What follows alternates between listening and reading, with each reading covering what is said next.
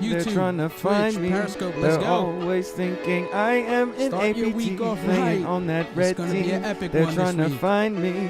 They're always thinking I am in APT. Pop your box, I'm hit your ready. sight with that I know. cross sight. Read Marcus your is traffic, ready. caught a bug You're out ready of to go. mid-flight. Decrypt traffic, Screens now I are can up. see your shit in plain sight. See Website everybody dead, joining. now the whole sock flipping out. Snatch your data, I got your sis so fucking tripping out. 100K if you need that fucking old day. Bugging out, I made $1 million a day.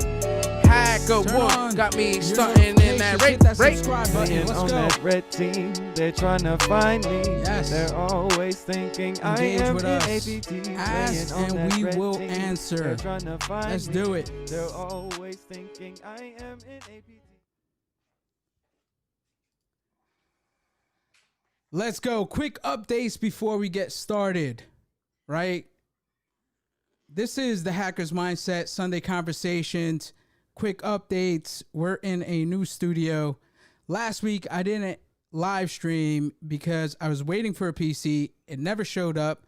Thank you, Amazon, for looking out and putting a rush order back into it. I got it this Wednesday. It's a beast of a machine. Let me know if the live stream's off, either audio, video, or it's lagging because I did a big upgrade. We're talking about an i9, 32 gigabytes of RAM, NVIDIA 280 Super. Let's go. All right. Now, with that being said, man, this week's going to be epic. Today, I have the pleasure on having on the live stream a good friend, a person that has been in the cybersecurity game for a really long time, a hacker, a infosec thought leader. He was the founder of VThreat, a mentor, I want to say to hundreds, maybe even thousands, because he sends out DMs and he's like, let me provide you guys value. Hit me up on my DMs and I will hook you up. Just a general good guy. We met back in 2010, and I remember Marcus was so insightful, just in conversation, having like-minded thoughts. We hit it off. We've been friends ever since. Marcus, can you go ahead and give the listeners your background and what you've been up to the last 5 years? Because it's been quite impressive. Marcus Carey, welcome to the live stream, sir. Thanks for having me, bro. I'm ready to, ready to talk about it. So we met in Maryland a long time ago. So Maryland was my last duty station. I started my whole crazy career in technology in the U.S. Navy, and I did cryptography, did all this other stuff, and ended up being stationed at Fort Meade. And after that, I got out, worked for Computer Sciences Corporation on a bunch of different government programs. And at the end of the day, done a lot in cybersecurity, probably every facet of it.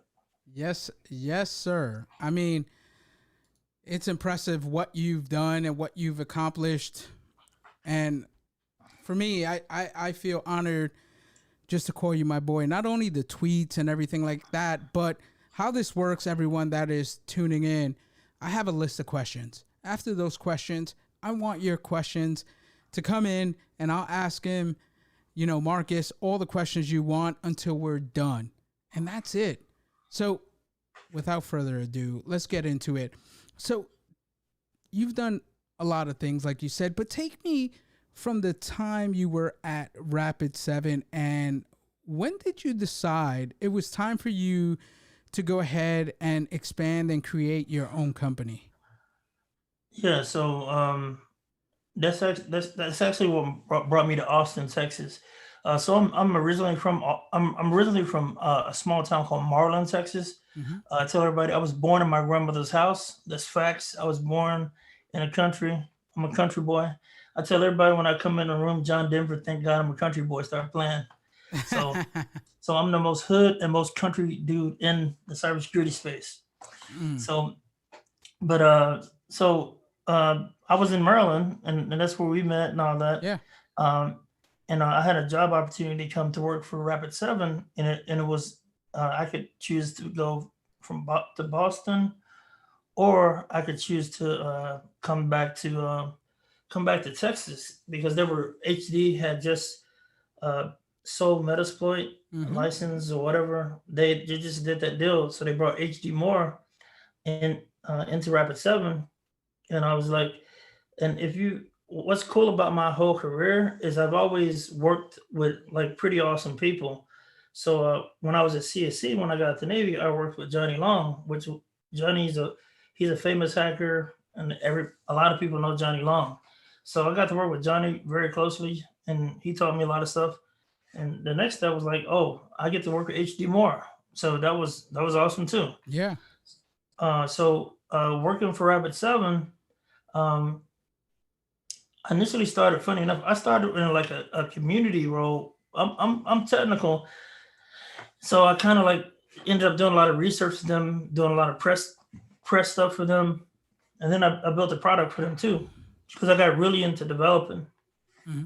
And so, what's cool about Rapid 7 is I worked with them when they were just kind of like starting that whole, like that whole, what you call it, rocket ship or a hockey puck. They started getting mad traction, Yeah. and they raised $50 million. Then they raised some more money, and they went public. But Yeah. I worked there for 2 years, and so what I learned there. What's cool about that is Corey Thomas, who's the CEO. Corey was the COO when I first got there, and what's cool about that is I got to work with Corey, who's cool because Corey's black, Mm-hmm. CEO of Rapid 7 now. He's the CEO of Rapid 7 now, but he's a black person in the tech space that I saw. He was awesome. He was an awesome leader, He and was I flourishing. liked his style. His style was.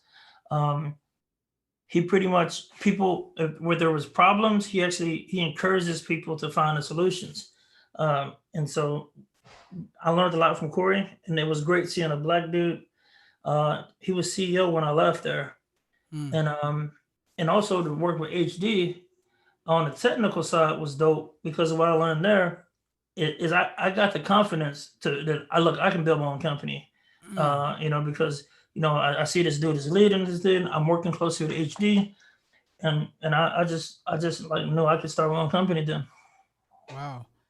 So one thing that I respect, especially that I know you well, and one thing that sticks out to me when you was at Rapid 7 is how you told your son to start coding and get into the game. And can you explain to me, for the people that have kids, maybe that are older, what was that conversation like, and how did you get him to fall in love with the game? Because he's doing amazing things. He's gotten awards and everything. And I know you pushed him into the game. How was that? What was that conversation like? Man, you know what's crazy about my son being in this space is that it's kind of like awesome because my son, and I think a lot of times you want to be like your father, Mm-hmm. right? And so I didn't really have to push so much. It's like my son wanted to be like his dad, and it's so cute. And it's actually when I think about it, I get emotional about it.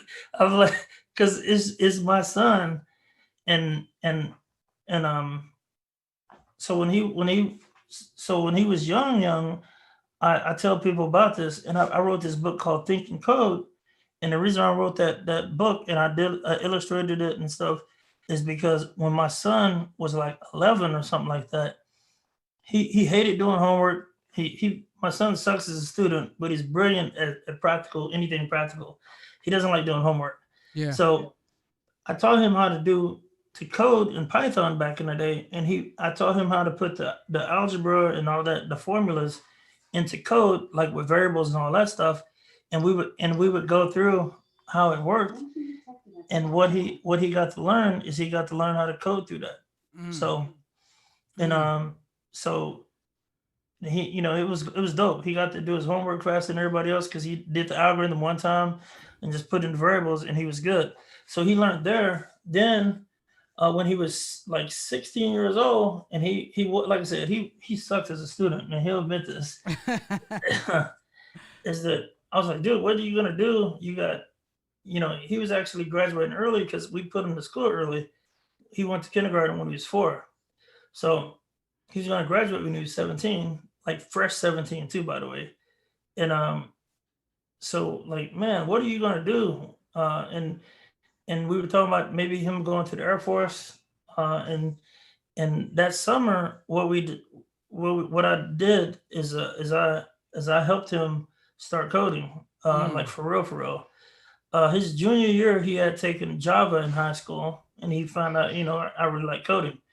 He was jailbreaking all the phones back in the day for everybody, so he had technical chops. He was like, anytime a jailbreak came out, he was like right on it in those forums and all that, hacking stuff.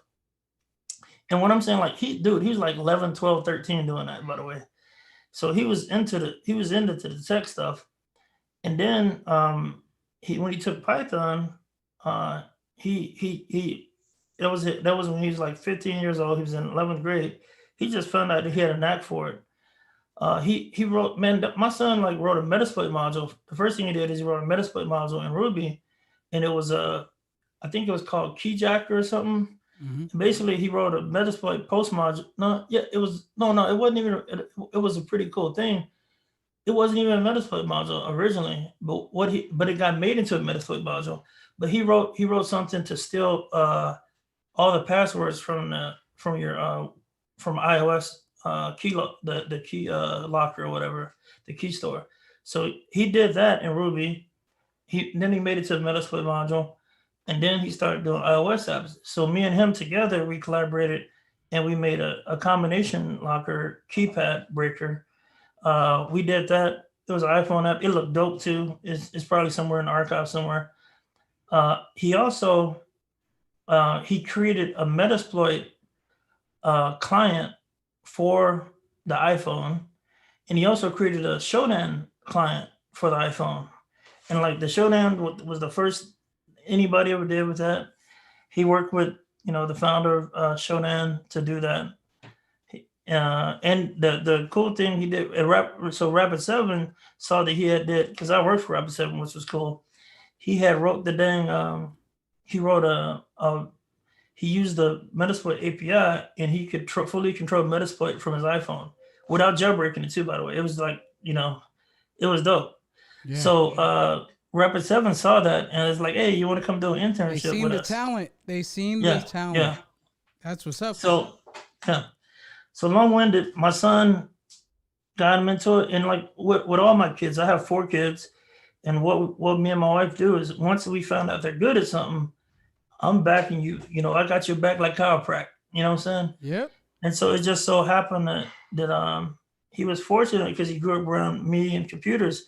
But man, I cannot take the credit for how much skills that dude got. That dude is a beast. My son is the best developer I know.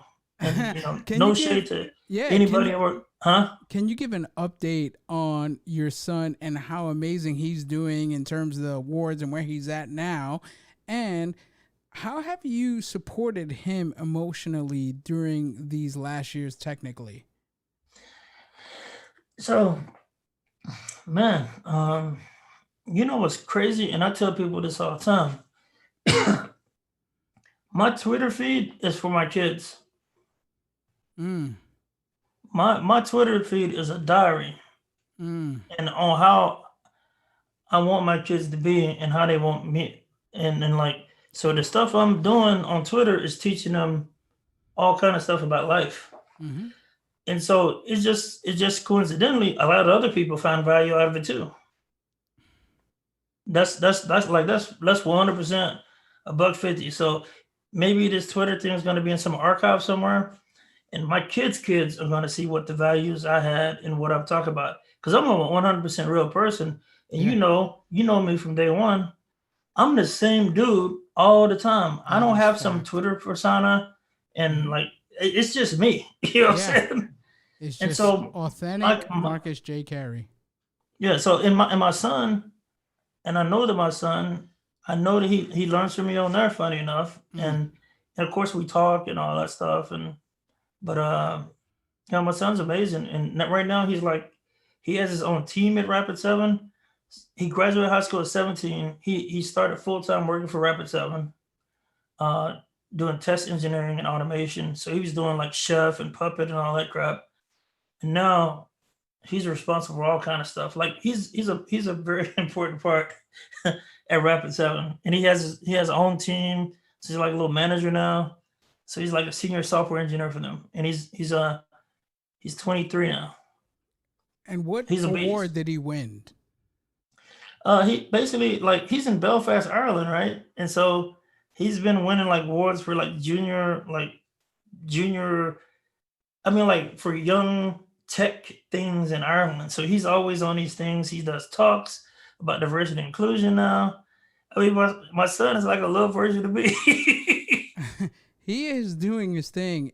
And the reason why I even bring that up is because we are living in a world where COVID is really the focus, right? Where people and kids are home. And that's why I bring that up. A lot of times I don't cover that, but I see success stories like yourself and I want to cover it because people that are living in their house and that are quarantined, as I would say, because everything in California has been rolled back and they're opening up slowly, but it's eventually going to open up and we're going to live with this probably for the next 4 or 5 years or whatever the case is. But at least people have an example of what they can do to support their kids during this time when everyone's home, right? How do you support them the best way that they can? And the example that I have is you. Now, with that being said, switching lanes, we had a conversation back in 2015, Mach 37. You gave me a book, Start With Why. Why did you give me that book, right? For the listeners out there, I read it. You know, you literally went to the back of the storage unit, picked that book up and said, you need to read this. Why did you give me that book? Well, one of the things about our relationship is we kind of have our own little informal book club where we're just soaking up game and knowledge and all that stuff. And so basically that book was pretty cool. The name of the book, Start With Why. The author has written a lot of stuff. There's a TED Talk on Start With Why as well. And the book was really good because what it talked about is that when it's specifically talking about, well, it's kind of like tailored towards business, but I think it's even more what you can apply to your life as well. I agree. Right. But one of the really cool stories in that book was how it talked about Apple and how Apple changed the game and how Steve Jobs is one of the better portrayals of Steve Jobs as far as like just being the innovator. Steve Jobs, his autobiography is ridiculous too. I don't know if you read that yet. I have. Oh, bro, Isaac. it's ridiculous. I love him. Yeah. So, so basically that Start With Why, it's just that motivation of like what, and we always, since I met you, you've been a creative the whole time I met you. You've been working at, where you're working, but you've been creating tools and products and different ways to do stuff the whole time. And so what's funny is that like sometimes people don't think of like really technical people as creatives, but I think we are. It's just we're creating different stuff. Yeah, I agree. I think as I get older, I feel like Picasso, where I have a blank canvas and I get to paint what I want to paint. And I love that about the way I think. I give kudos to myself. I'm like, I am a Picasso in my own way, in my own lane, where I see stuff that I see. Forget about what everyone else sees, and I want to be a Picasso and paint. And I want to create my own lane regardless of someone else saying, hey, that's not what it is. If it's a influencer that I'm really good friends with or someone that I'm really good friends with, I listen to them. I'm like, hey, this is the lane I'm thinking of and painting this mural, which is a tool I want to create. and I go and create it, if someone, that I respect says, hey, rethink this and maybe put one or two or three different things into that, or that lane doesn't have any value, I definitely listen to that. So I definitely agree with you. Now, you invited me to pitch night at Mach 37 to give me insight on what it takes to get funding. There were a lot of influencers there that night. I don't want to drop names, but how hard was it after that night to get funding? Well, I mean, luckily, because I'm in my own lane, um, whatever I do that I'm successful at, uh, it's easier to do. So, Mm-hmm. my buddy told me that, and my buddy told me this interesting thing. He said that people need lane assist because you know how like when you're driving down the road and you got lane assist on your car, it like keeps you in the right lane. You might be driving trying to. Yes, sir. So he said more people need lane assist because if you stay in your lane, you're probably gonna be successful. But when we see people that's trying to do stuff way outside of what they're capable of and all that stuff, but you can get to the level where you can execute stuff. But most of the time, like the reason why it was easy for me to do what easier than some people because I was a solo founder, but I had expertise in my area. I had expertise in cybersecurity. That is true. I could code front end and back end. I Mm-hmm. built the whole thing by myself, Mm-hmm. and so I'm blessed to be able to do that. But that's why it was easier for me than some other people to do that because of the technical expertise and the ability to build front end, back end, all this other stuff. So, but I would encourage people that you don't have to do it that way. You can get a team, right? And get a team. Like if you're expert in cybersecurity, but um, maybe you're not the best developer, but you can get somebody. You can get a teammate to develop. You might not be able to do front end, but you might not be able to do sales. So in the end, find out what your strengths are. Know who you are. I like that. Be realistic with who you are, and then go from there. And so for me, um, it wasn't super hard. And plus, I tell people I'm like the Black Forrest Gump. So every time I move in a certain direction, stuff happens. So So, um, what was it like that first year starting your company? Was it difficult? What were some of those challenges? well, so I mean, selling stuff is the hardest challenge for any startup. Selling was hard to start to learn that. Um, there's so many challenges, man. There's challenges at every front.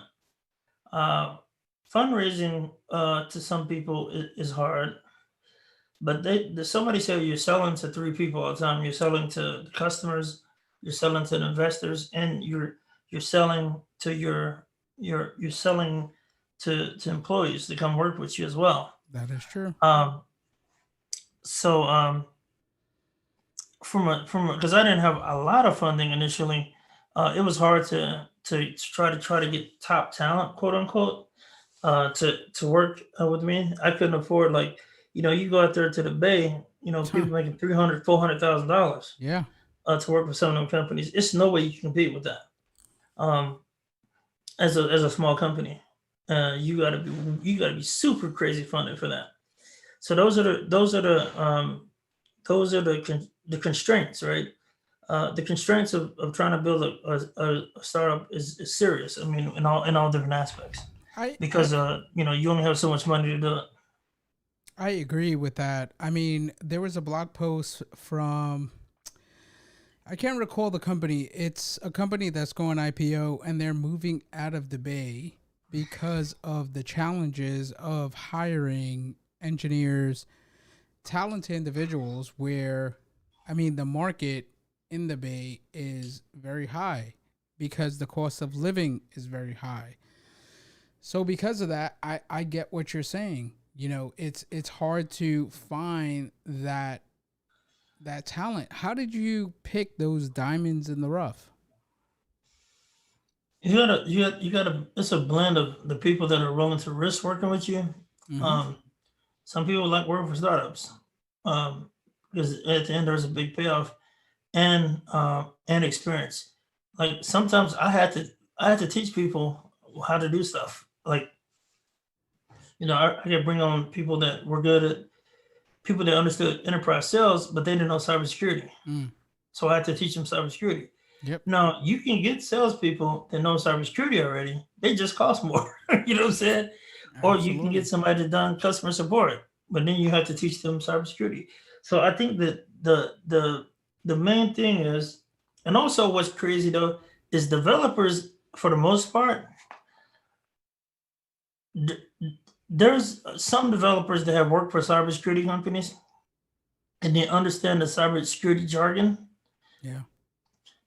But if you have a developer that has never worked in cybersecurity before, you have to explain stuff more to them. Mm. So if I said, "Hey, I want to build a honeypot that listens to this imitated telnet, SSH, and such and such and such such," if I said this is a product, right? I want to do that. If somebody knew cybersecurity, they would know that they had to do a listener on a TCP listener on port 23, a listener on 22, and a listener on this. They know about banner logging. They would just know all this stuff, and they just go bang that out, right?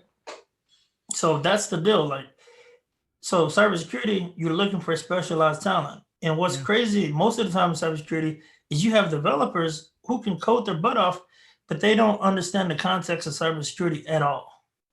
And so that's the challenge. And that's a challenge for small companies and big companies. So even if you get the best developers, uh, they don't understand the context of cybersecurity for the most part. And that's not a diss, it's just facts. Word.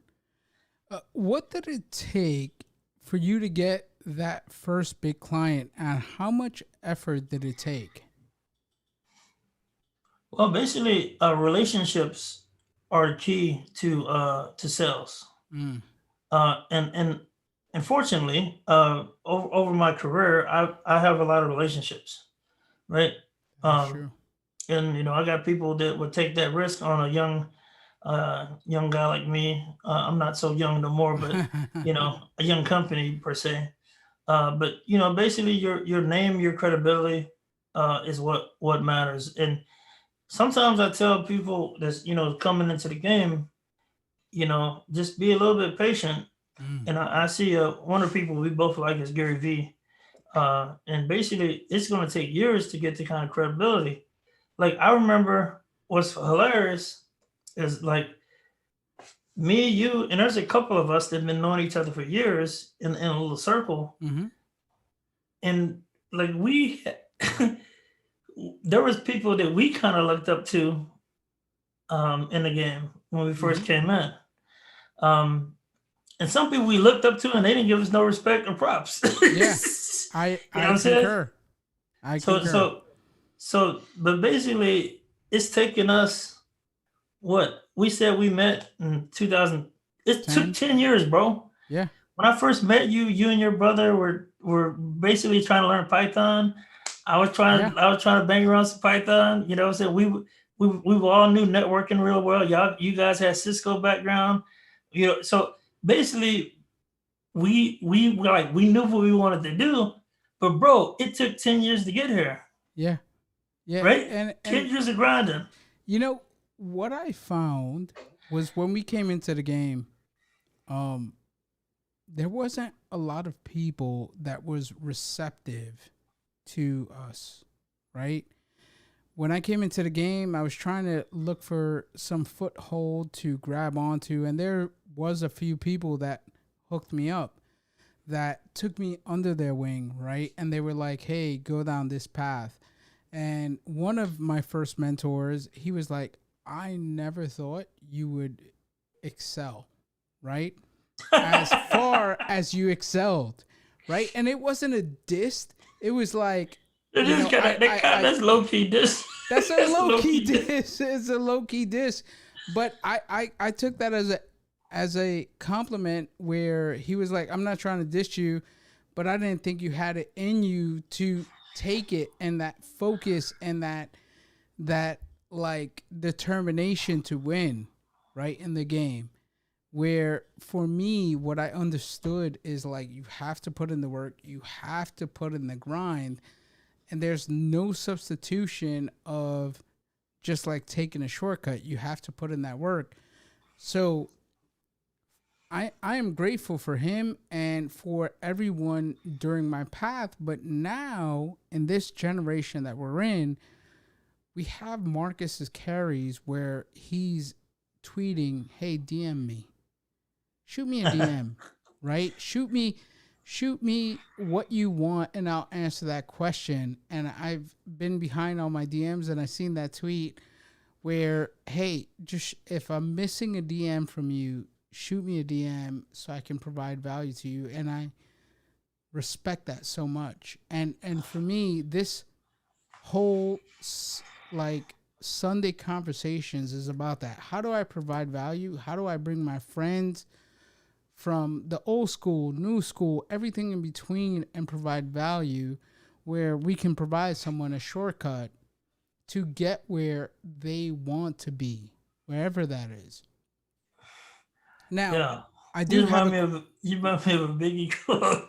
what was that? Old school, new school. Need to learn though. Burn, baby, burn like disco inferno. Biggie, baby, Biggie. So, what was the hardest you had? What was the hardest thing you had to do to get that first deal? I know you had your connects. I know you had all that. But what was that grind like, right? That first few years when you had V Threat. And I know there was, there wasn't a big earthquake, but I would say there was turbulence there, right? What was that like to overcome that? What you had to do?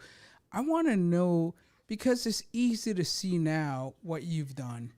But that pain, a lot of people want to avoid that pain. And what I tell people is run to the pain so then you're comfortable with it. What is that like? What was that like for you? Because my next question goes right into things that people are uncomfortable with, but I want you to answer that question for me. What was that first deal like? What did you have to do? Yeah. What was that pain like? Well, I would say that basically I didn't know, just basically the lack of knowledge, right? And so basically, like, I mean, that might be biblical. The lack of knowledge is the downfall of man. Mhm. That might be in the Bible somewhere, bro. But but basically, it's just the stuff that you don't know, like the procurement process and stuff like that. Quoting, how do I know that I'm pricing this right? So it's just all that game that I just didn't know.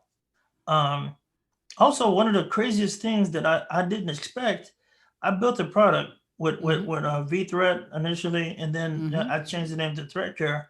Yep. The thing was that I thought that people would be willing to want to test out their cybersecurity. And I thought that I would get partners, like bigger companies that wanted to make sure that they were installing stuff right and all that stuff. But what I found out is that a lot of people are scared to show the holes in their network. Even they don't even want to know. Like I don't want to know if stuff's not working. Yeah. Now that's the pain that I really had. I was like, are you kidding me? I built this awesome thing to test out your network security, but you don't want to test? You don't want to test this out? And then I would get with these big vendors. Hey, big vendor, you can use my stuff to go in and make sure that your stuff's working better, right? And then what come to find out, the big vendors is like, nope, we don't want to do POCs with our customers. We just want to sell it, and if it works, it works. So that's the thing that baffled me, bro. Wow. So I thought that corporate security was way more mature than it actually was. Because I worked in some pretty cool. I worked in some places where security was pretty serious, but I didn't realize that cybersecurity is a very new thing for most companies. Well, And I'm talking for real. Like, and it's still the case right now. yeah, and I think people look at their livelihoods, right? Where if I bring your product in and it makes me look so bad, do I, what do I do? How do I react to that? And like, am I still going to have a job when I run your tool to show Yeah. how bad I am? And I think when you're confident in yourself, you're like, look, this is a good thing.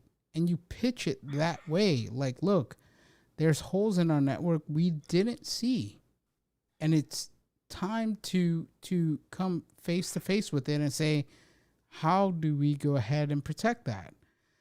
And one of the questions I had, and for me, I love because I seen it firsthand, right? I saw you on the floor pitching at RSA. I walked down the aisle. I seen you there. I wanted to say what's up, but you were pitching at RSA. That is where the real hustle is, right? In terms of business, hustling, pushing your product. How did you pitch your business for the people that want to do startups? What did you find hard while pitching your product to people besides, companies like not wanting to go ahead and make themselves or people look bad? Yeah, I think the biggest thing about cybersecurity in general, definitely in our RSA situation, what you're seeing in that situation is there's so many security products to people that are outside the space, and like they can't tell one thing from another because everybody sounds the same. Oh, we do AI, we're doing machine learning, we do we with threat intelligence, and APT, this, that, and the third. And so everything sounds just alike. So definitely, it's and selling and pitching and having a company is all about storytelling, and it's about who can tell the best story.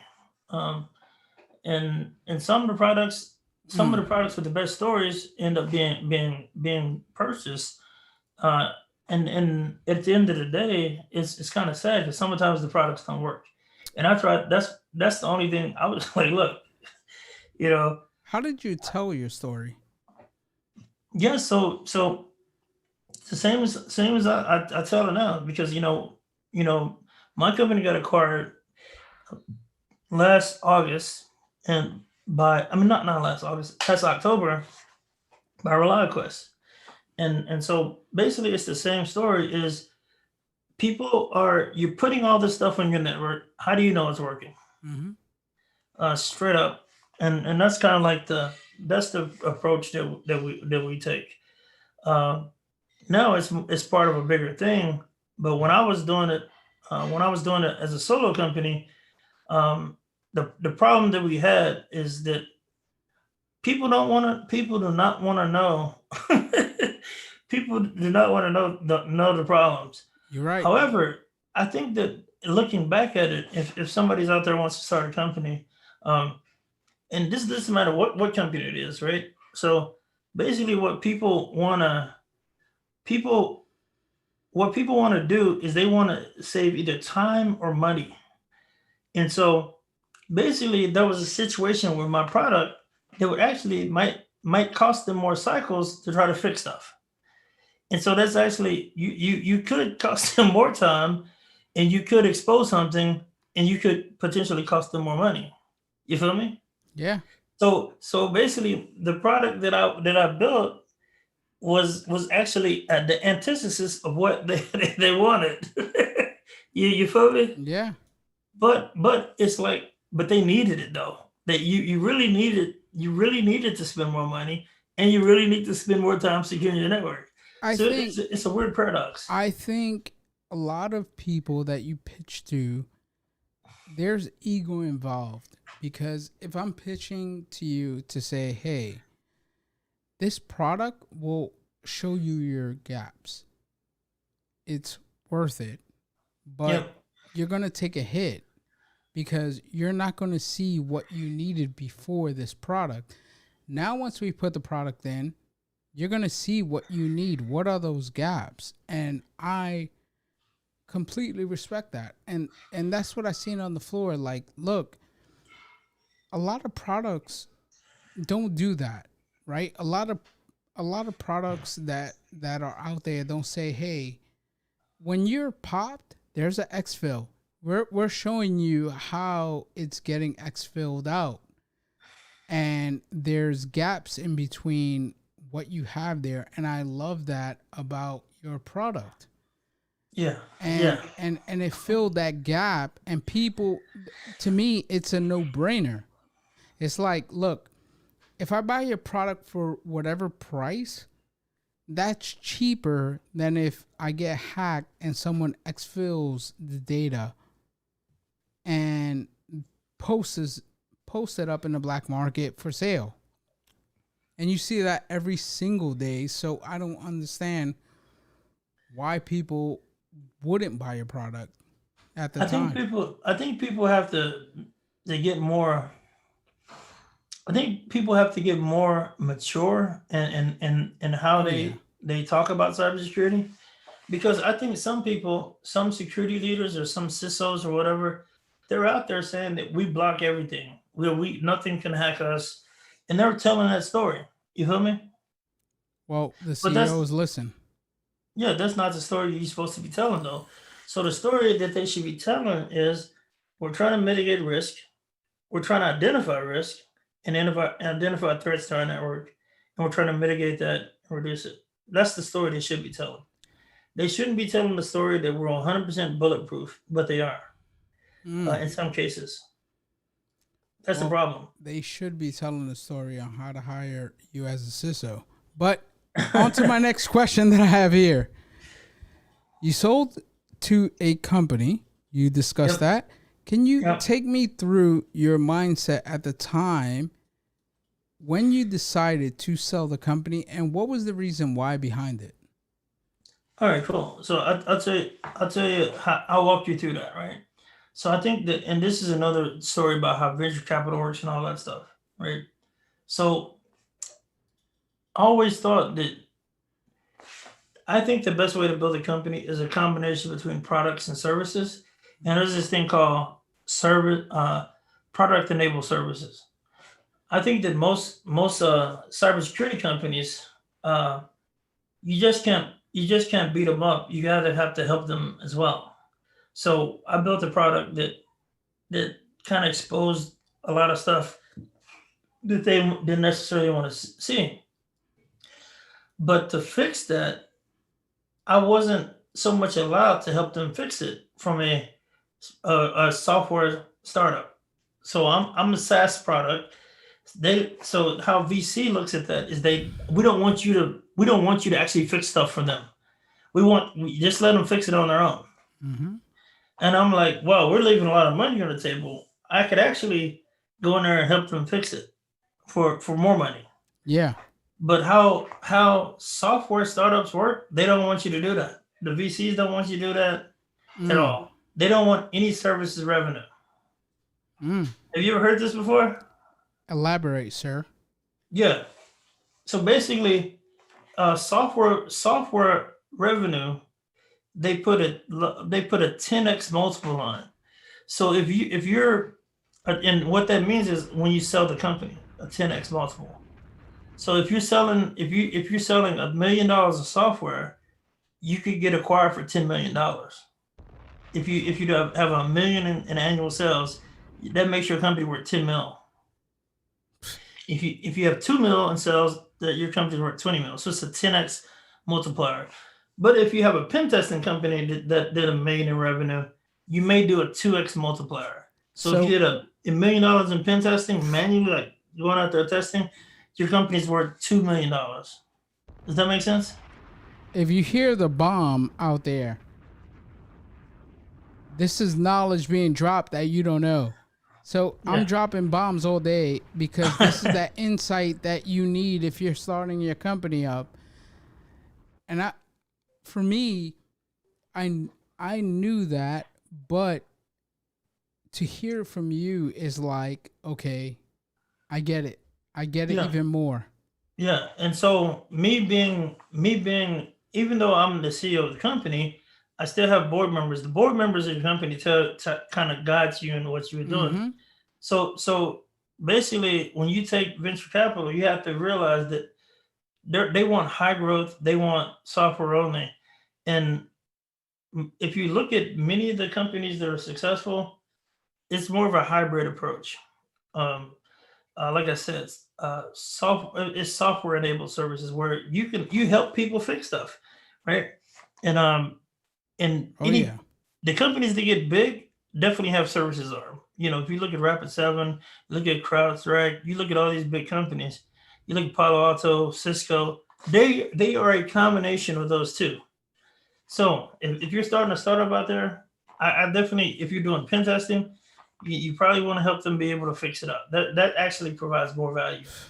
Um, but what's cool about that is not what. So I started out the company as VThread, funny enough, and then I was like, well, I want to move in the direction where we're doing the services as well, right? And so moved into that direction. And funny enough, ReliQuest, the company that bought me, they do enablement, ongoing. We call it ongoing enablement at ReliQuest. So we'll help them fix stuff. And they've been doing it for a while, and they was writing scripts to do kind of like automated testing, kind of like what I was doing. And so, and then when I switched the name to Threat Care, I wanted to like give them Threat Care like healthcare, like Yeah. I could help them fix it. You know what I'm Yeah. saying? Like I could Yeah. diagnose and fix it. So we started doing more. We started doing services, right? Um, but basically, the growth from a startup, what they want you to do, the startups, they want you to grow really fast. There's all kind of metrics. So we weren't hitting the high growth the high growth numbers that they want from a venture based startup. And my board was like, hey, we think you should maybe think about selling it. And met ReliQuest and sold it. How much funding did you get? So we took about 4 million in funding. Okay. Okay. That how long did that last? What was the burn rate? So basically, that lasted the company was 6 years old. Mm-hmm. So we was just like any other startup. You burn cash when you hire a lot of people, and, Yep. and the HR is the most cost. The human resources, like hiring people and all that stuff, you're gonna burn fast when you hire a bunch of people. Um, and but yeah, the company was around for 6 years. Um, and at the end we were profitable and all that, but it just wasn't the it just wasn't a high growth startup. Yeah. It was like we're in the red, but not in the hundreds of millions after, or even multi-millions after, the investment. So I want to switch lanes real quick. And you started the Tribal Hacker series of books. Yeah. What was your motivation behind that book and books, right? And by the way, thank you for letting me be a part of the series. I greatly appreciate you, man. Of course. So, been in the game. Man, it's funny because I just, when we were talking earlier, 10 years in to cybersecurity, like I would say the scene kind of say, but I've never been like in the in crowd really, but people respect me. So Absolutely. How the book came about is because, like, me personally, I've been around and I have the respect, so I can talk to anybody that I want to, and people stop, hey Marcus, what's up, man? Give me a pound. And some of these people will be like well-known people. Some people call them rock stars, but it's all love, and I don't think that I'm a big deal. So, you know what I'm saying? You're humble. Yeah. So the people that I know, like I said, I go back 10 years, you know, and 10 years plus with some of the people that are now just they got a big name now, you know what I'm saying? Mm-hmm. And because they've been grinding too. So I was like, well, people, and I noticed that people don't want to go up and ask them people questions. And Mm-hmm. sometimes it can be overwhelming because I remember when I worked with Johnny, Johnny would get mobbed. If you look at people like Kevin Mitnick and there's other people like that, people mob these people at these bigger conferences. It's so funny to me, right? Yeah. So I was like, man, what if we could what if I could, like, what we call the hallway con, right? What if I had asked all these people that get these kind of questions, what if we could put it in a book? Mm-hmm. And shout out to Tim Ferriss because Tim Ferriss is another person that I know that we both read. Yeah. He had a book called Tribe of Mentors, Mm-hmm. and I was like, man, it would be so dope because I like that book. It's on, but he talks about to musicians and some Yeah. business people, but mostly famous It's the process. I Hollywood read people. that book, and I read all of your books except the Three Little Hackers or the Yeah. Three Little Well, you Cookies. gotta get that. You gotta get that, man. I'm You gonna gotta get pick up it. the whole- I promise I'll get it. I promise I'll support. You know, one of the things on my side is how much I respect you. You know, when you tweet, I make sure I get the notification because one thing about your tweets, it motivates me. It allows me to take a step back and say, am I doing the best thing that I could be doing with my time to take myself to another level? And I think a lot of times in general, I audit and I'm very self-aware of myself. And right before we got on this call, one of the things that took me full circle is we both follow Gary V. And you've never tweeted about this, but I watch Gary V from start to finish when he was doing his daily V's. And he went to Austin, and you were on there at the end. I mean, you're talking about an hour and 20 minutes of video, and you were at the end with a 5 minute, like, just a blurt, right? He was talking to you, and it took me to say, man, like, that was the moment that I said, fuck, he is grinding his ass off, looking for that next level of mentorship. Because every time you ask for advice or have a conversation, it has to be a window of opportunity. And that's what in the beginning of my career, that's what I did with conferences. When you talk about rock stars in the beginning, like the last 5 minutes, what I did was rock star or no rock star. What I did at DEF CON, Black Hat, I opened up the book and said, is this talk for me? And if it is, read about it. Does he have a white paper out? Who is he? What can I ask? What questions can I build for him? That's not the generic, how did you get there? It's deeper to me. And what I found when you were on the Gary V show is like, man, a lot of, like I told you, there's two aspects. There's the hating aspect that I'm not there, or there's the motivation aspect that says, man, I see him. If he did it, I can do it. And for me, it is inspiring seeing what you've done in the last 5 years, 8 years, even 9 years. It's inspiring to see where you were, to see where you are now. And being that thought leader for the new people getting in. I was at a conference, and I want to elaborate. I was at a conference, the first conference, it was in Puerto Rico. I was speaking, and I spoke to Harvard Flake. And he gave me this algorithm. He goes, every 4 years, the turnover in cybersecurity, it's 100%. People are coming in. There's more people. You don't get to see the same people in DEF CON, right? But the goals are the same, whether you are a beginner or where you're advanced. You want to get better. And I will shout out Virus because we were having this conversation in 2015 and 2016. And it doesn't matter, Virus. He told me, hey, he was pointing at few people that were talking. It was like, I want to get over to that level. And I was like, Virus, man, you got to take a step back, smell the roses, and look behind you.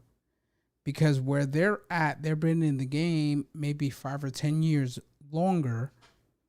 And you need to understand your grind, your hustle, you'll get there if they stop. If they don't stop, you're just chasing them, but you still need to smell the roses and turn around and see how far you've come. And that is the one thing that I would say is we've been grinding for so long that I know where I've been, where I've come from. Turn around, look at the people behind that aren't skilled. You need to help them come up. But also you have set goals of where you want to go, where you want to be, how far you want to get. And it's you versus you, lion versus you. Right. Oh. And I can't compare myself to whoever in the industry because it's really, what am I doing today to better myself? Where do I want to go? Definitely don't. I agree with everything you're saying, bro. This is good stuff. And look where Virus is at now. he's a beast. Yeah, so, he is. Yeah. He is. And that is a conversation we had in 2015. And he hasn't stopped. And many people haven't stopped. And when, this is a conversation that I definitely want to have after the set questions that I have for you, but it's your exit out of cybersecurity. I don't want to go there. I don't want to go there right now. My next question for you. I've seen you teaching security courses in general online and doing things. You've been giving back, and this goes into what we've been talking about to the community. What does it mean for you to do this, and where are you going to go with it? What is your plan, and where are you going to take it? I think like the thing that I have and what I'm really good at is I'm good at motivating people. Oh yeah, trust me on that. Yeah. Just tweets. So and I kind of think, I don't think people think I'm technical funny enough. It's just so funny to me because I rarely talk about technical stuff in my Twitter feed. But like most of the time people DM me, they'll ask me questions and like go and put them on game. I review resumes. I do a lot of stuff that people don't see. So I think most of the time people need motivation to know that they can do it. And that's the kind of thing that I try to put in to everything I do. It's like, man, you can do it. You know what I'm saying? Like, you know what I'm saying? Like, you from the BX, you know what I'm saying? You done seen some hard times growing up. You know what I'm saying? But we here now and we're gainfully employed, and we're in a very hot space. But we started from the bottom though. You know what I'm saying? And I would tell everyone, to be honest, I did not speak like this. I could not put a sentence together without like saying a urban or word. I that wasn't me. But no, you know what's funny? You know me from day one. No, from day one, I agree with what you said. But what's funny about that is like you're super well read. You read more books. You listen to more podcasts, probably anybody than I know. And like I read a lot, and I think you're at least with me or past me as far as how much information you take in. I intentionally still keep it gully. Yeah. And the reason why is I want to let people know that they don't have to do, they can be themselves. But looking at you, I've always seen you in this light, like the intellectualist type light. That's always been you. Yeah. And I've so, but I've me, tried. huh? I've tried. I mean, for me, number one, I've tried, right? I think putting that Devin was a mindset wild one. aside of the BX and hood is shut down. When I go back to the hood, that all comes out because I, go back to that environment. But what I know is when working with other individuals that are intellectuals, they're like, "Huh? Can you re-explain what you said?" And I'm like, "Oh, okay."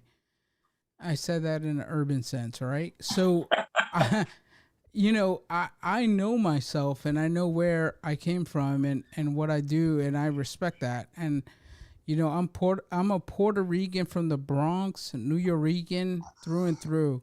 When you talk about hood, Yeah, we could go to stories, right? yeah, We've been going through stories back in the days, no doubt. yeah. In ShmooCon, I remember in 2010 when we had that round circle, and I won't say the name or anything like that, but we had a conversation and like where we came from, where everyone came from, and where we're going. That isn't your story. That you can change that today. Here in Oh, this podcast, you change it today. That story doesn't have to be yours. And that's what, for me, I said. I'm like, back in 2007, I'm like, I'm not living in the hood no more. That was my motivation. I lived in the hood. I did the hood. I seen it. I went through it. I lived it. And I said, this ain't me, and I could change it. Bought Anthony Robbins' book, bought motivational, watched The Secret, and said, I'm gonna manifest my destiny. yeah. And this is, you're taking it out of me, and this is your interview, but coming to me, like I said, no more, man. No more am I gonna be in the hood broke. No fucking more. I don't want to be in the hood. And I was in the hood until 2010. And then I shifted over to Maryland. And I said, all right, I'm out the hood. Now, how do I 10x myself? And how do I not stop? And that's one of, I think myself is, that is one of my faults, is like, if I'm not progressing, if I'm not moving forward, okay, that is everything else is like secondary. And sometimes I do believe it is my fault in myself, and then I have to order myself. I have to be self-aware.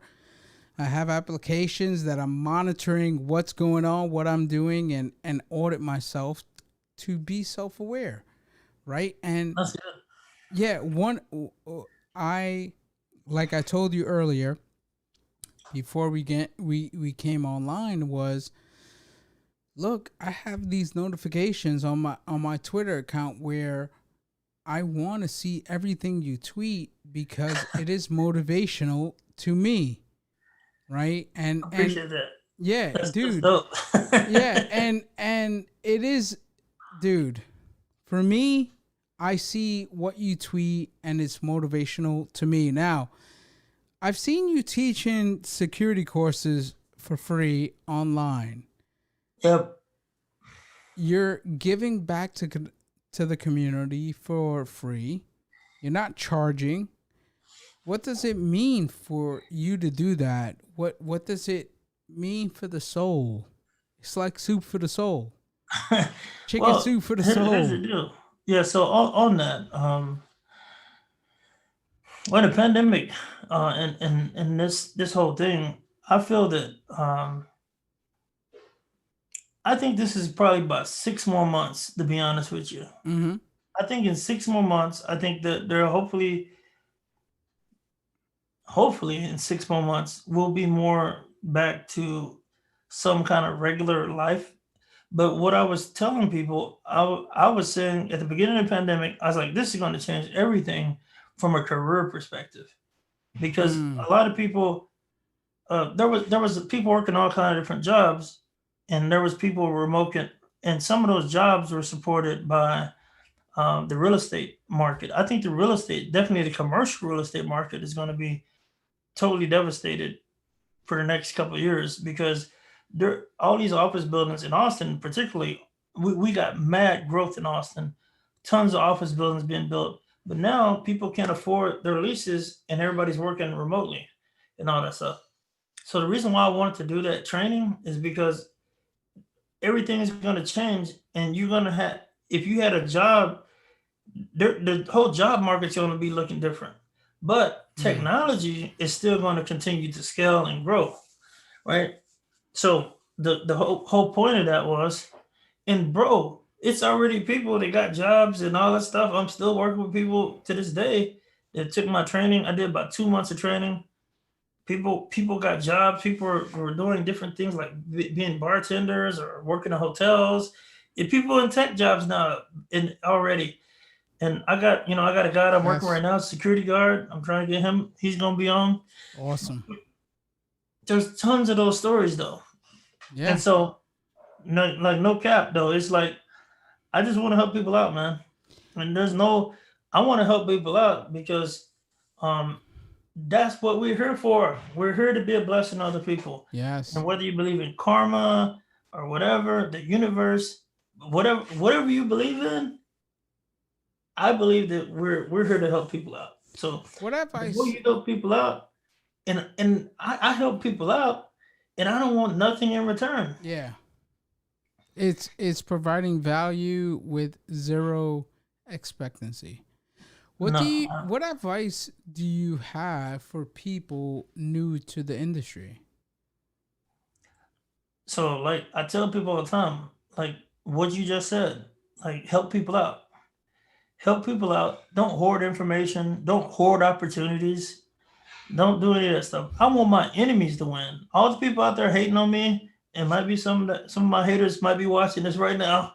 I want y'all to win too. Get hit me up. If you hate me, hit me up. I got stuff Mm. for you.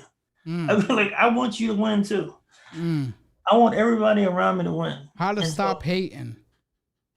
How can I you mean, like give how can you give the viewers out there a shortcut on getting better? the shortcut to getting better is belief in yourself. I believe that the people that believe in themselves, they you gotta muster up some kind of belief. And trust me, like I was the poorest kid I knew growing up. We were Mm. evicted. I was homeless all the time. Mm. Crazy, just crazy stuff, right? Like you name something bad, it probably happened to me. Put it like that. So you just have to have the confidence that there is an abundance out there. Like you mentioned the secret earlier. Like getting your mind in the right mind frame, and you're gonna attract good stuff happening. And like I said, by helping people out, you just you're gonna be Man, that is the truth. For me, I think watching that changed my life because it put me in a positive mindset. That's it. Maybe it worked, maybe it didn't, but bro. it still put me in a positive mindset to be in, to say what is next, how am I doing it, what am I doing? And that's for me, it's Oh like yeah, having blinders on in positivity. 100%. Oh, and hey, you know another book? This the secret is super good. I Yeah. like the secret. Everybody That's should old check it out. school. That's old school, but go ahead. No, you should check it out. It's on Netflix. If y'all have Netflix, Yeah. The Secret. Hey, but the book that I really like now is The Four Agreements. Have you read that? Oh, I read that already, sir. Bro, that book has my mind on 1,000 trillion. Oh, dude. I will credit Ronald Eddings to telling me to read that, and I put that I off think Ron got for. that for me. Okay, so he maybe he got it from you, but I put it off for a while, and when I read it, I called him and said, "Oh my God, it was a game changer in terms of speak your truth, learn it, right?" And even the follow up book he had to that, which was Fifth Agreement. the love agreed, the Oh, have you love. you read the Fifth Agreement? Oh, the 50th law. No, the Fifth Agreement. Oh, the fifth agreement. I read that as well. Okay. See, I mean, you on it, man. Yeah, yeah. But I what I like, try to what I read, man. I try to read, and one of the things that I do, and the listeners out there, if you want a tip, start using Notion. For me, every book that I read is documented, summarized, and hopefully one day I will go ahead and share it with everyone. For me, it's not about sharing it. It's about, for me, capturing the books that I read. I try to read one book a month. Right now, I'm reading The Millionaire Habit. And it's good. It's good, but it's not a game changer like the Four Agreements, like the Fifth Agreement, and other books I've read. Those are like soul, like those are to the soul. yeah, the reason why I mentioned the four agreements is because, like, from a mindset perspective, not hating on people, and basically it's be impeccable with your word is the agreement. Mm, Like, mm, basically, you shouldn't even talk bad about people. mm. Don't talk, and first, don't talk bad about yourself too, because you can have mad self doubt. Oh, I Yeah. can't do this. I ain't worth it. This, that, and the third. No, man, don't put that on yourself. Dude, self-talk is so important. It's it is, I believe, and what I tell people is if they have self-doubt, begin with affirmations. Like, even if you got to lie to yourself, your brain doesn't know that you're lying to it. Your brain, You want to brainwash yourself in a yeah, positive light. yeah, I agree. I agree. And what I tell people in my advice is, dude, write affirmations down that is opposite to that internal voice that is telling you things. And it's just as important, man. Like, for me, I know myself. I know myself to the core. What makes me happy is learning every single day, Yeah, being a positive role model to myself. Then I could go out and be positive role models to everyone else. But if I'm not there myself, I cannot give love, information, and positivity out because it won't return. Take me through a day of the life of Marcus Carey, from the time you wake up to the time you go to sleep. I want to hear everything. What's that day in the life? well, I'll tell you what, Mm-hmm. man. Like, recently, what I've been doing, I'm actually on a fitness grind right now. You might Mm-hmm. not, you're not seeing it now, but I've been roller coaster with my nutrition and my exercise I activity. remember when you was P90X and you was shredded. Oh Come on yeah, now. yeah. So I'm on a fitness grind, but the thing, man, there's a book that people. Hey, I know some of y'all gonna hate this book, but I'm gonna bring it up anyway. Jordan Peterson had a book about 12 something. It was some kind of book. But Jordan Peterson, a lot I of read people it. hate this dude. But he had a couple of really good points in the book. The point that he really had in this book that I really liked, and I read this book before I knew he was nuts too, so forgive me. Um, I think he is kind of crazy. But in the book, though, what he said is that you treat yourself like you treat your pets. Mm. And basically, he said because your pet, you wouldn't let your pet eat, a chocolate cake, or you wouldn't let your pet eat anything crazy like that. And you Mm-hmm. take your pet to the doctor, the vet. You take your anything wrong.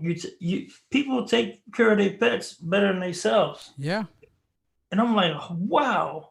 and even because I have I have 3 rescue dogs, and I Way to feed go. them what they should have. I walk them. My dog's in great shape. Like, why don't I do that for myself, Yeah. right? So what I start doing, I wake up in the morning now, and first thing I do is do exercise Mm. now, and this is the new routine. I've been doing it for about a month now. The first part of the pandemic, I was terrible with my diet and exercise. I wasn't going out the house, Mhm. so I'm doing right now. I'm doing weightlifting and cardio stuff every day. Uh, Nice. that's the first thing I do Are when I wake up. you doing the Dave Kennedy Red Team Fit? No, I'm not doing Red Team Fit. Like, I don't like, what I try to do. Like, if somebody has something, I want that to be their lane. I'm not co-opting nobody lane. You know what I'm saying? I'm I just support asking. it. I'm not on it, but I've seen it pick up No, man, some I support it. steam I and support it motivate people as well. 100%. I support all everybody that's doing positive stuff. But Facts. I don't. I'm not the one to co-op somebody else's stuff. You feel me? Yeah, yeah, Like and because that's their lane. I don't want to hop in it like I'm Red Team Fit, bro. You know what I'm saying? Like no, that I ain't get it. me. But I'll retweet, give props. Oh my god, you looking good. Because I want positive stuff and I Yeah, will support them. I'm not gonna trash them. But yeah, so I love the Red Team Fit, and seeing some of that stuff motivated me to, hey, I need to get my stuff together. I yeah, can't lie. So yeah, seeing people get fit help. I'm like, all right, I need to take care of my health. yeah. For me, when this pandemic started, what I did was I went to Beachbody and I got a 1 year subscription of their I got it. like stuff, Nine, I did right? $99 for a year. Well, the thing for me, when I think of Beachbody, I shit you not, I think of you. You remember when you did the Beachbody back Yeah, then in yep, 2013 when you dropped? I was yeah. like, shit, he is shredded. And there's photos out of there. There's Hey, photos out, right? I'm getting And I'm getting there, bro. I'm back on it. yeah, and since then, back in 2013, it motivated me. And like I said, a lot of the things you do, and when I say influencer, I'm not bullshitting you. Like I see your tweets and it motivates me. It's not it's it every tweet that you basically tweet, I read because for me, I'm motivated myself, but do I need an extra kick on a Tuesday afternoon? Yes. And like everyone else on a Tuesday afternoon, I appreciate you, bro. you're not locked in. So that's what I would say. Right. Find your motivation, and for Yep. me, it's seeing like-minded individuals do their thing, and it's from Marcus to Ron to Chris. I look at my peers and I'm saying, okay, if they're doing it, I can do it too, and I That's what's love up. it, and I love the motivation. I am. I look at dude Conor McGregor to Marcus Carey. And that's what I was You know, and that's what I would say. Find your motivation. yeah. And so what I'm doing now is, dude, I bought a Vitamix blender, right? And I've been eating super green. I'm eating the best I've ever ate in my life right now. Mm-hmm. I'm doing kale smoothies, spinach smoothies, Mm. like protein. Look, my Who's that vendor? my huh? Who's the vendor? Oh, Vitamix is the Okay, Vitamix. blender. Okay. You can pick one up at Sam's Club or Target for about 350, or you can get a used one. Yeah, It's expensive. It's an expensive blender, but it's but it worth it. makes professional smoothies, bro. All right. Professional. So you got to take me through your when you wake up to when you go to sleep because I Yeah, love that. yeah. So straight up, work out every morning. I've been trying to do intermittent fasting, Mm-hmm. and because I heard it works for a lot of people. Mm-hmm. So we work out, and I work out with my wife too, by the way. Awesome.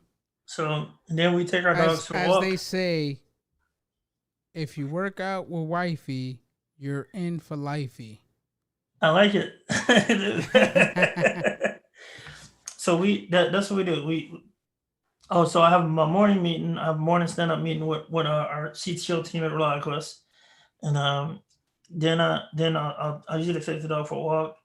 Then I'm buckled in, trying to code and all that stuff. Dude, I'm working on something really dope right now, bro. I'm working on something hot. I can't talk Can you about it. disclose or no? No, it's hot. Okay, so I'm working let me on some take you one cryptography step stuff. back. Let me take you one step back. What is that meeting like with your team? Yeah, so basically it's me and I got me. So basically I work in the office of CTO. So we have a CTO, as cool as a mug. Joe Partlow, CTO at ReliQuest. So me, him, um, I got my boy uh, Jonathan Esavera. He's a beast mode red team coder dude. And we got Brian P. Murphy, who Do was you like have a one of the early morning Splunk stand up? guys. Huh? Yeah, Yep. yeah. Okay. But it's dope because, like, dude, these are freaking smart people. So every day I get motivated because, like, man, these dudes are smart as well. Like, it's like one of those things, like, the challenge. Yep. And we just added Zunum AJ to the team too. So we got a 5-person team, hive mind, and we just build stuff all the time. So right now I'm working on some cryptography stuff. Awesome. My background is Navy crypto. I got a patent for cryptography too, by the way, for cryptographic communications. Okay. So when I was growing up, I wanted to be an inventor, man, and like I'm living my dream. I wanted to just build stuff. And what's funny is that that's all I wanted to do. So I'm at a spot So now your I can do day it. starts with waking up, working out, having a call with the team, taking the dogs to the walk. And then coding, and of course I'm And what super active on language? social media, huh? And what language? Oh man, I'm in Golang right now, bro. Heavy. Go. So it was Python. Then I think 2015 it was Ruby. Yeah, So I done tried to build something in every language except for Java. I'm pretty good at React now. It's I'm good called at Node. ambidextrous. You're I'm ambidextrous. You name I a can't. language. I'm good with it. I think I could build in Java, but I just hate Java. I hate Java. All right. But I like all the other languages. So you build throughout the day, and then what it looks like. Dude, I code too much, bro. I be coding Until on what days. time? When's family time, or when do you cut I'm off? terrible. I'm terrible. I when my wife drags me out of here. So, What but time? my wife just sent me a text message saying I need to do something right now. Yes, So this is I'm like, real shit, man. It's look, real. I'm like, bro, I'm like, I don't have a good, healthy. So here's the deal. Like, I don't have a good, healthy work-life Mm, balance. mm. I can admit So that. much of many of us. Yeah. And I realized, I shit you not today, I know how to grind. Other than that, I'm not that very good. I have a goal on grinding and what I want to do and what I want to accomplish technically. Outside of that, everything is difficult for me. You know what I mean? It's that's everybody simple. though, all right? Yeah, That's how life really is.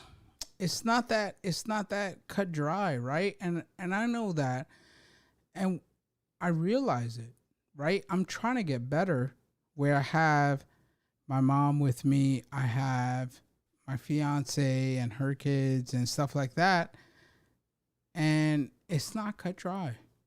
And for me, I all I know how to do is fucking put my head down and grind. And I'm fine with that. It's learning the other things that I need to do. You tell me to do a project, I'll get it done. Now you tell me there's other side projects, it's harder. So I want you to be Picasso right now and paint the picture of what the next 5 years has in store for Marcus Carey. Give me that. Dang. So hopefully the game plan would go something like this. Go for it. so Paint so your basically I picture. think that um we're triune beings, right? Is what they call it. Mm-hmm. Triune means we got a mind, body, and soul, right? Mm-hmm. And so the mind piece is I want to be a razor sharp mind. I want to Mm-hmm. learn as much as I can. I want to learn about whatever I can. The Mm-hmm. mind is razor sharp. This is my deal. And the body, I want to be in shape, best shape of my life, right? Next 5 years. From here to the next 5 years. Body, right, razor sharp, ready to go, ready to fight, ready to knock somebody out, Mm-hmm. right? And also spiritually, have that spiritual and be tight spiritually too. And I'm not when I say spiritually, I'm not talking about religion. I want to make sure that I'm taking care of what I was put on the earth for. I believe that uh, being a blessing to other people basically is what I think that we're all built for. And whatever your religion is, whatever, Mm-hmm. I think that when it comes down to it, at the end of the day, that's what we're here for. We're here to help everybody else out. And so if I'm helping people, if I'm being a blessing to other people as much as I can, just Mm. imagine in 5 years how much of a blessing I'm gonna be. Mm. Just imagine how sharp my mind gonna be. Just Mm-hmm. imagine how in shape I'm gonna be. You know what I'm saying? So I want to be the best at all three of those when I do it. And so all the other stuff is gonna come. Like money gonna come, success gonna come, books, movies, whatever. It's gonna come. You know what I'm saying? All the other stuff's gonna come. But if Yes. I take care of me and make sure that those three things are in place, it's a Mm. wrap, bro. I completely agree with you. I think people come into this game looking for money, and what I tell them is look for the knowledge and the process. The money will follow you. What does this game mean to you, and how has it changed your life? Um, basically, um, I think that what's dope about it's funny because like certain aspects of this is you know a meritocracy, and people hate that term when it comes to technology. But I tell you Yeah. what though, and why I say I'm okay with people saying that because like the only reason I'm here is because I got skills. Facts. And like if I didn't have skills, I wouldn't be in the position I am right now, right? And like I said, some people don't think I have no skills, funny enough. But if I couldn't get busy technically, I wouldn't be here today. And so I'm the happy game, that you don't listen to those people. well, I mean, I think it's different for some people. Some people don't have to be technical. But I'm black from the hood. I still speak in Ebonics. I have to Facts. technically be on my grind. I have to know what I'm talking about. You know what's That is funny? true. This is funny. So along my startup grind, when I be talking to investors, what they would do is like, hey, I got a friend that's an expert at cybersecurity. He'll help vet you. Let me introduce you to him. What? Yeah, so they would have me meeting people and like to see if I knew what I was talking about, right? And bro, like I'm like destroying whoever they bring to me, right? You know what I'm saying? They don't compare. So like, and some people that I've met were like they were they were fans of my work. Mm. They knew me already. Come over here, my son. Let me teach you. So, but that's what I'm saying though. Like, I think you need to.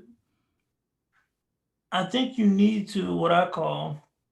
And my boys, I got this is a meme that I had internally.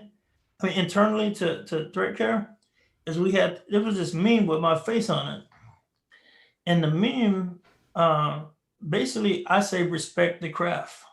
Mm. That's my term that I tell everybody. If you're doing something, you need to respect the craft, right? If you say you're a cybersecurity expert and you're a hacker and all that stuff, I don't. You don't have to be the most badass person right now, but respect the craft. Look at LeBron James. LeBron James is 17 years in the NBA. Yep. He worked out harder than anybody else. He gives all. That's how you have to be. You have to respect the craft. And so that's my thing. Like if you respect the craft and you do what you got to do, I think that for the most part you can find success. Even you know. So the CEO of my company right now, I'm at ReliQuest, his name Brian Murphy. This dude is super motivational, bro. This dude could be a cult leader, man. He's amazing. That's what's So up. what he says all the time, he tells the company, control the controllables. Like I can't control that I'm black. I'm black. Everybody see me knows I'm black, right? Facts. But you know what I'm saying? You Puerto Rican from the Bronx. You can't control where you're born at. You can't control but what you can control is your work ethic, your grind, and all those other things. And yeah, people are gonna hate on me because I'm black. I know there's people out there that hate me because I'm black. but it's just the game. But they like, I would crush them dudes if we talking technically. You know what I'm saying? Like that's how like let's go to the hacking thing. Like I would challenge any one of you clowns. Let's get to the keyboard and see what happens. Hands on keys. That's it. So that's what I'm saying. Like respect the craft, and that's what the game is about. If I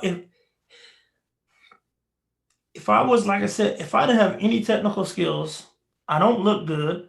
I don't speak well. I didn't go to Harvard. I didn't go to Yale. I didn't go to MIT or Georgia Tech or none of that. I don't have none of that background. So it's me getting busy, like you said, hands on the keyboard. That's what my differentiator is. Yeah.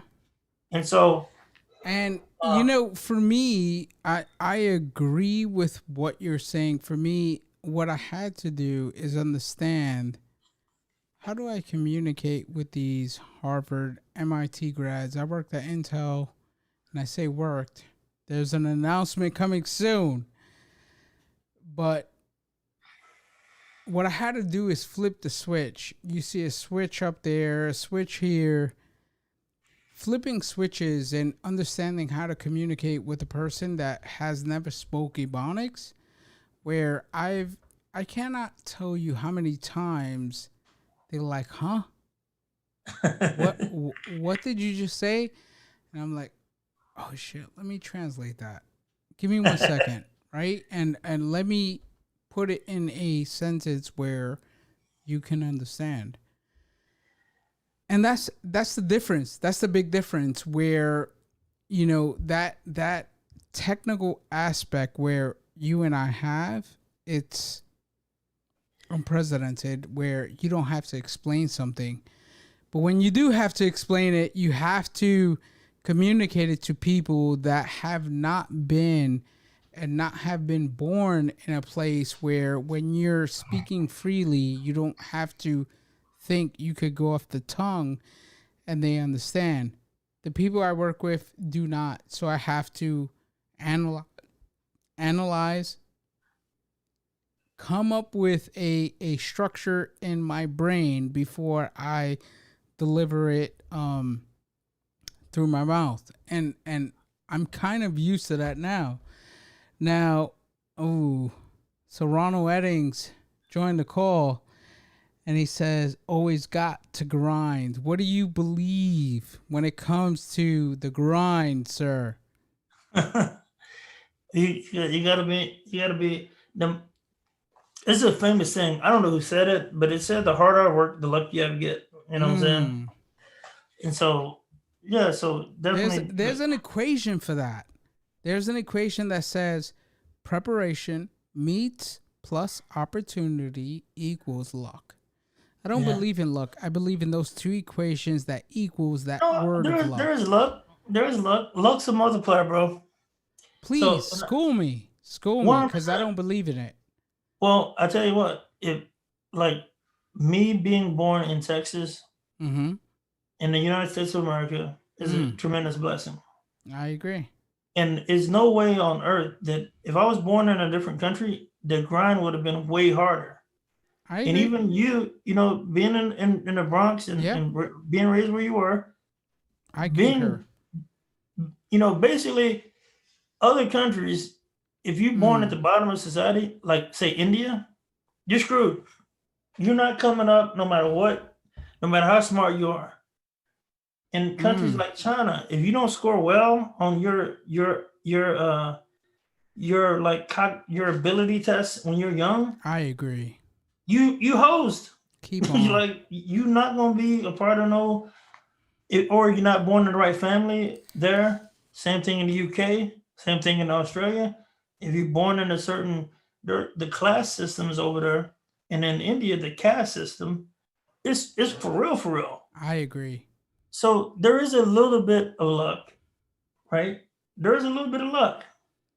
However, it's like, so basically that's a privilege. It's a privilege to be born here in the States. Even though it's jacked up and it's racist as a mug, here's the deal. What do you do with that privilege? Right? And so basically you either use it or you don't. I'm using it. I'm using everything I got. That is the truth. And what I've said to people is, what is that grind to you? For me, it was saying, I don't want to live in the hood anymore. Yeah. I think that was my game changer. I am tired of seeing shootouts. I am tired of living in the hood. I don't want that life for me.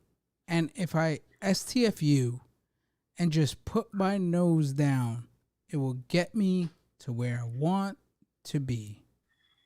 And that's what's up, man. Yeah, and for me, it's like hard work trumps everything. What I know about myself, and I had this conversation earlier, is I'm not smart in terms of that Harvard, MIT type dude. They might do the 9 to 5 thing. I need to do 9 to 8. What I will do, and they can't fuck with me on this, look, bro, is I will outwork you. No, look, time out. You're smarter than those MIT dudes. Well, thank you, sir. For me, I will outwork you. You won't outwork me. Bro, I'm telling you, you're smarter than those guys. Ron, if he's there, one day he'll put out a video where him and I did 8 hours straight on developing some shit. And he did a Zoom call. Just, I don't know why he did it. We did a Zoom call. But the difference between them and I is I will outwork you. Just like Will Smith said. But no, I'm telling you, bro, like, you need to back up. Like, I'm telling you right now. You're smart. You're smart as anybody there is. So basically, Malcolm Gladwell, in a book called Outliers, I read it. He said there's a such thing as smart enough. Yeah. You don't have to be the biggest IQ in the world. Yep. Be successful. Those 10,000 hours, I understand, and I get it. No. I'm saying, but the raw intelligence. Yeah. Is you're smart enough. I agree. So, but basically, this is so funny. When my son was at, and I'm gonna just say it. So my son was at Rapid 7, and there was some dude that was from Harvard or something. He might have been from Harvard or MIT. So basically, the Metasport team had got this kid, and he was like from MIT or something, right? My son was 16-year-old intern. So the guy that was like managing this dude is like, man, I wish we could have your son on the team, because he runs circles around at Harvard cat or whatever. This is what the manager told me, because my son was on a different team. So here's the deal: people, those name brands, sometimes it's mostly networking, bro. It's mostly they was in the right network. And there's all these people, what do you call it, legacies and all this these different concepts. But I think the thing that changed my life was the military for me. And I know that you there was always being in those right situations, man. The military changed my life too. So, but you still got to run. Like, I mean, in the military, I was given the worst job at every impasse. When I got to my first duty station, they gave me the crappiest job. When I got to the ship, they gave me the crappiest job. When I got to Fort Meade to work at NSA, they gave me the crappiest job. But what I did is I had to grind and be a beast wherever I was at. And so this is where I quote Jay-Z quite often. Put me anywhere on God's green earth and I'll triple my worth. That's how I live. I'll double you on that and say, you put me in the jungle, I walk out with chinchilla slippers and a robe of a lion, because guess what? I am on that same mindset and mentality, because wherever I go, you will not outwork me. I'm willing, like I moved over, and I'll give you this story. I've never told this story, and this is the first and last time I ever tell the story. It's gonna be on the internet forever, though. Yeah, it's all right. Let's get because, it. Because I'm exiting stage right soon, so I'm willing to tell it. I moved over to a team in 2018. It was the PAR team, one of the most smartest teams I've ever been a part of. The godfather of UEFI wrote a book. You could look it up, Vincent Zimmer.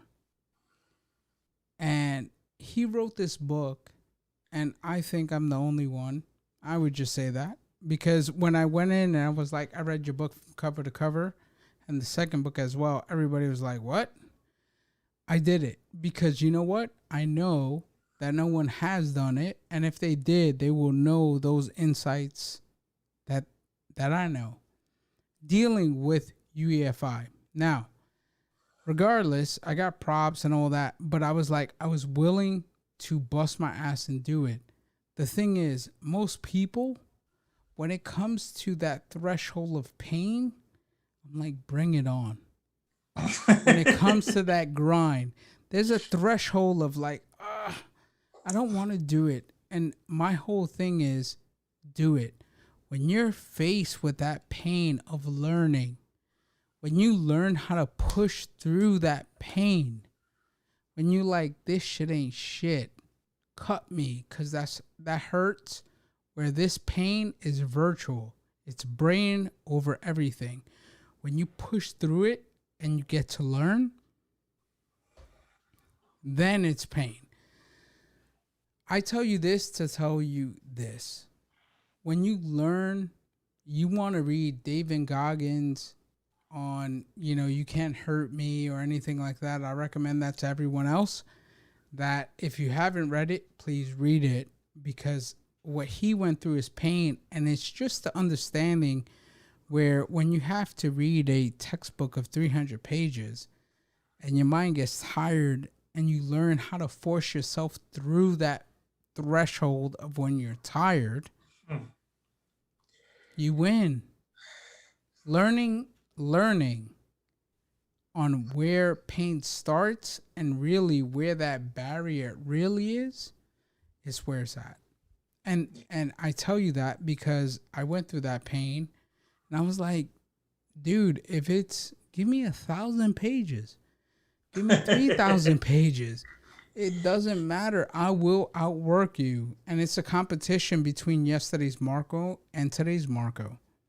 I love it, man. And hey, that's man, the thing. We do have some questions out there.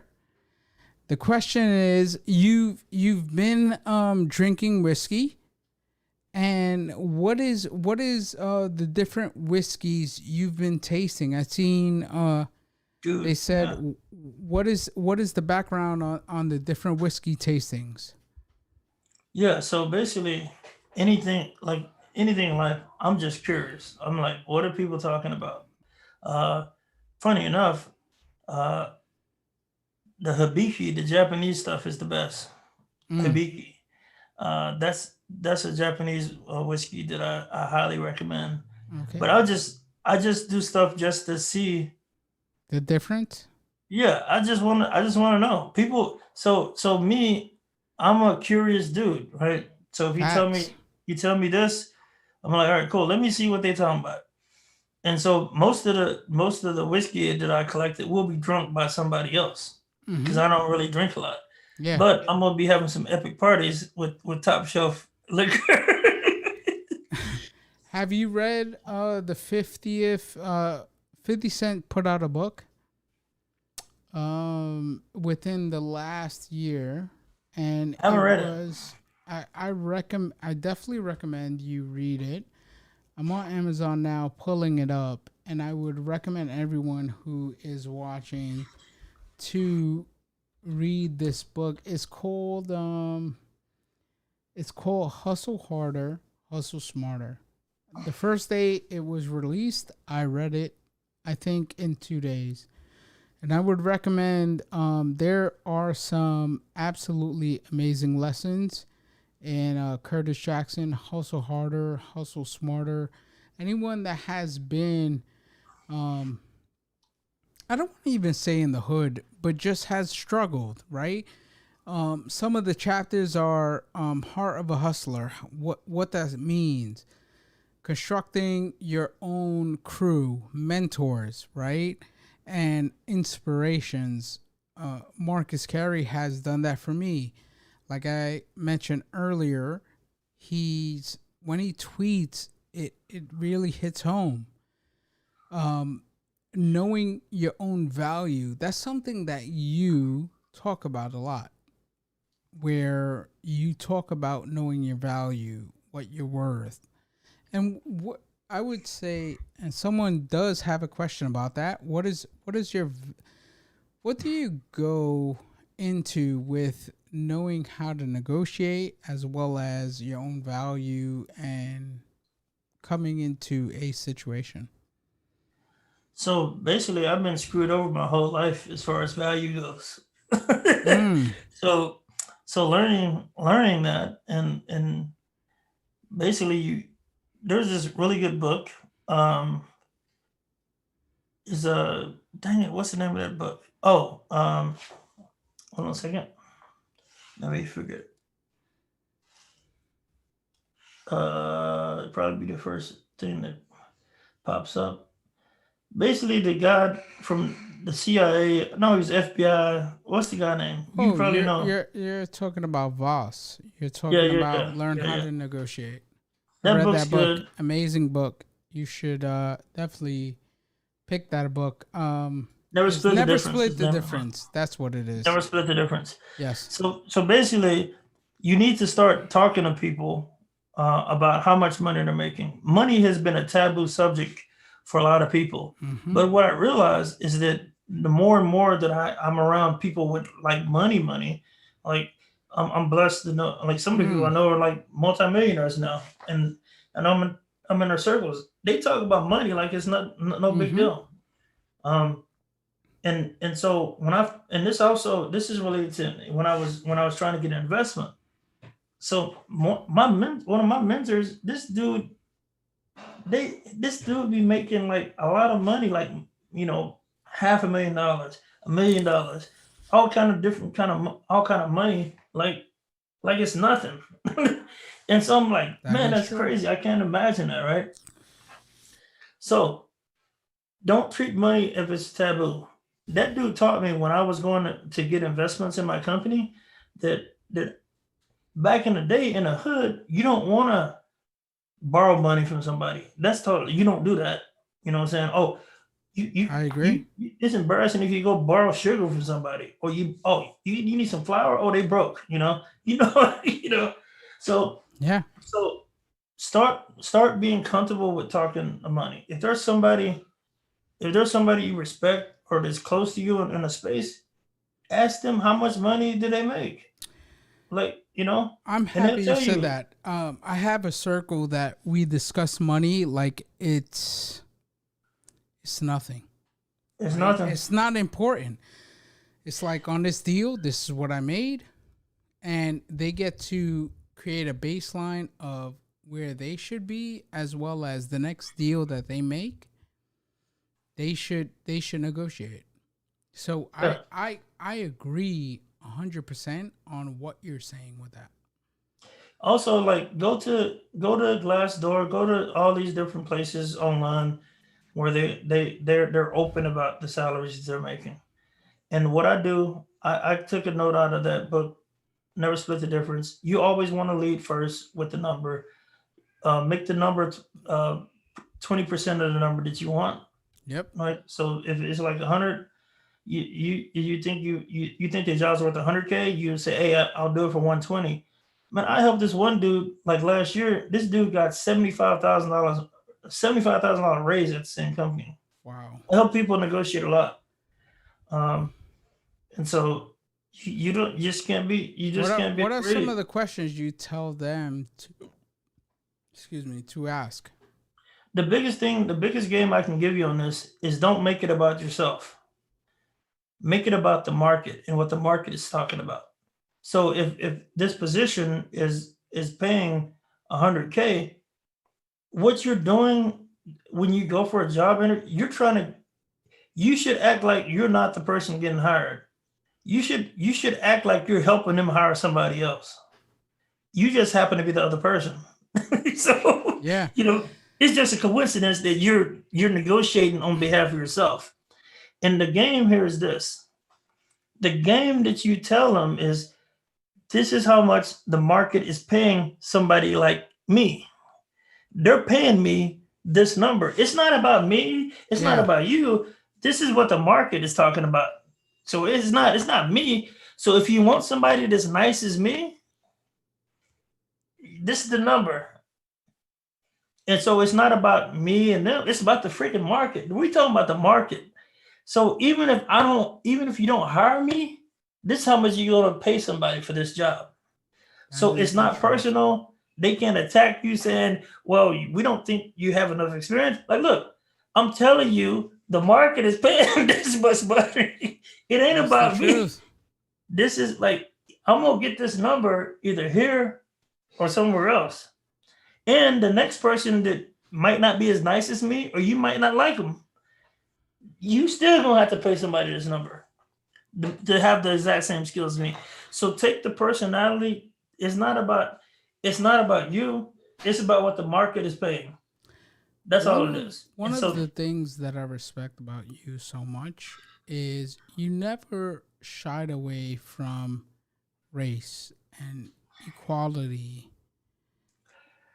Now, with the Black Lives Matter, how do you feel about that in terms of tech? Say that one more time. About Black Lives Matter what? Yeah. What I said was, you've never shied from inequality well as everything besides that. How do you feel about what's going on in tech with Black Lives Matter, where there's a lot of movement in LinkedIn and stuff like that, where you're promoting minorities like yourself and myself? Well, I just want to I want to make sure that everybody has an equal opportunity and equal access to get what they should be eligible for and deserve. So there's people that don't get opportunities because they were born Black. I'm not really worried about myself. Yeah. I mean, I'm good. I mean, I have a mentality that I'm gonna win, and I have the skills, the resume, the whole nine. So it's not necessarily for me, but what I just want everything to be fair. I want it to be fair to white people, Black people, whatever it is, across the board. And so what's funny about this, the whole deal, is how I grew up thinking that everything was equal. And this is controversial, but I think America, you're taught to be a white supremacist, even if you're Black. Right? I know Puerto Ricans that won't say that they're African descent. I know Dominicans that won't admit they're Black. But in America, you're trained to be a white supremacist. Even me, personally, I was raised under white supremacy, and I was a white supremacist. And I'm Black. The thing is, we're taught that Black people are different. We're taught Black people need help.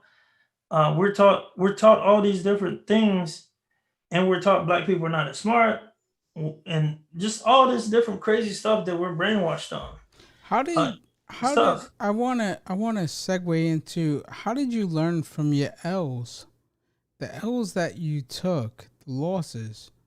Yeah. Like how did you fail hard? How did you fail?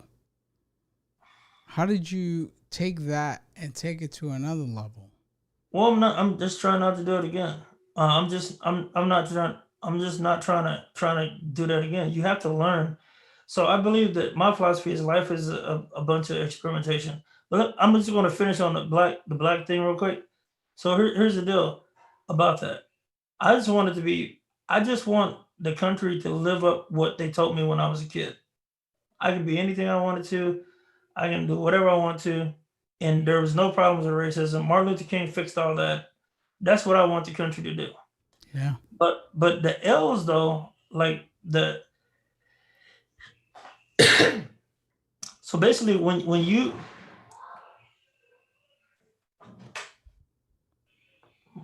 hold on a second. We're here.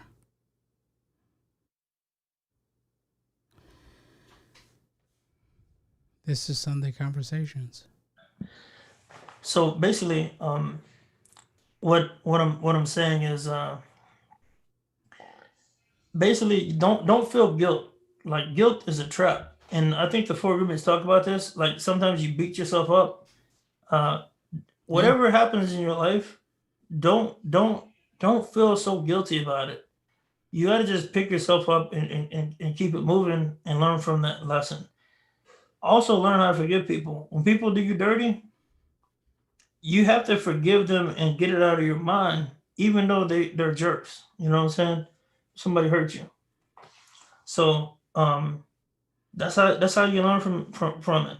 But the reason why, bro, like it's kind of weird for me because like I don't have any. I don't. I never had. I don't have. I never had. I haven't had a black investor. I haven't had like black colleagues that are like on my level per se, right? I didn't have any black CEO friends. I knew Corey, of course, from Rap 7, but we're not Yeah. friends, right? So it's kind of like I'm like in a way, I'm like at a level that I don't have like people that look like me to like help me Yeah. out. You know what I'm saying? It's kind of weird. But I don't. But I'm like cool. I mean, I can learn from anybody, and that's what life is about. Learning from anybody, and and the reason why I bring that up is that like there's not.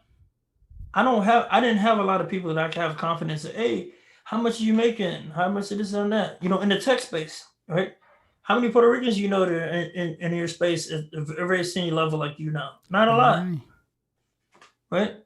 So basically, I'm like a pioneer. I feel like kind of like uh I mean Kanye is idiot, but I feel like I'm kind of like Kanye West a little bit.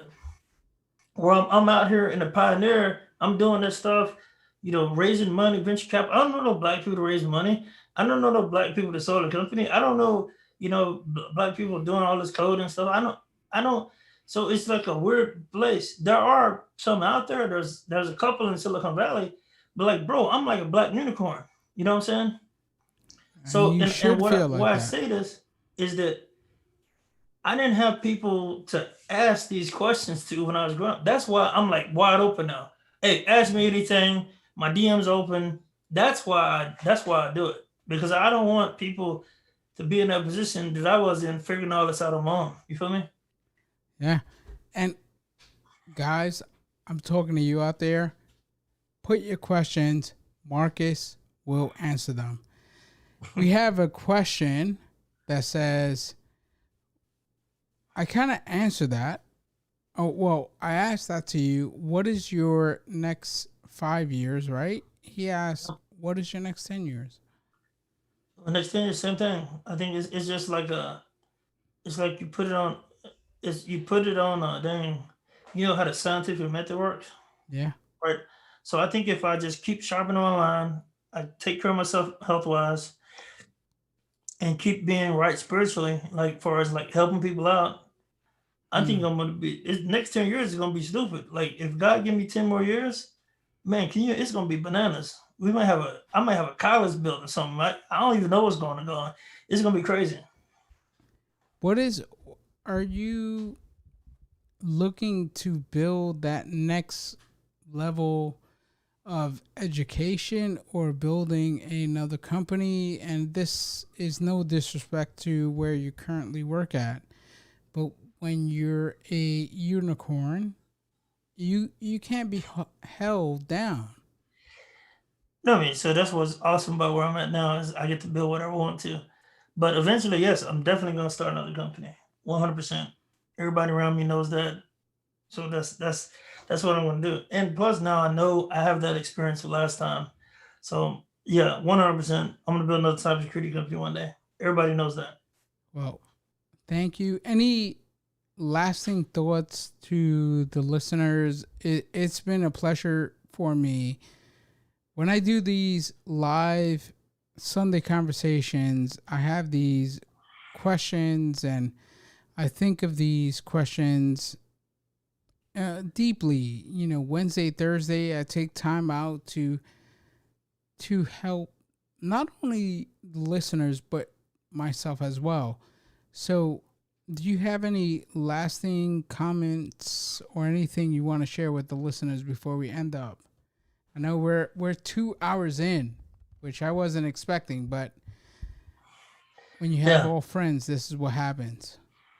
Yeah, so I think that just keep on hustling. Like I said, like right now, stay healthy. We're in a pandemic still. I encourage you to free your mind up and release any guilt, release any things that haven't gone right. Check out the four agreements. Maybe check out the secret. Just get your mind into a positive mindset. Um, Also, like I said, the health thing, the triune, like your mind, body, and soul. Take care of all that stuff. If you got to meditate, whatever your religion is, just make sure that. I mean, like I said, just help people out. That's what. Be a good person. Help people out. Don't screw people over. And then your spirit is gonna be straight. And then your mind always sharpening the tool set. It don't have to be technical. It could be management. The funniest thing about the whole security thing is I see people make money that are salespeople. Maybe you should be in sales. If you're technical, maybe you should be a sales engineer. That's a lot of money in that too. So it's so much success that you could make if you get your mind right and you learn. You know, the mind, man. What they say, the mind is a terrible thing to waste.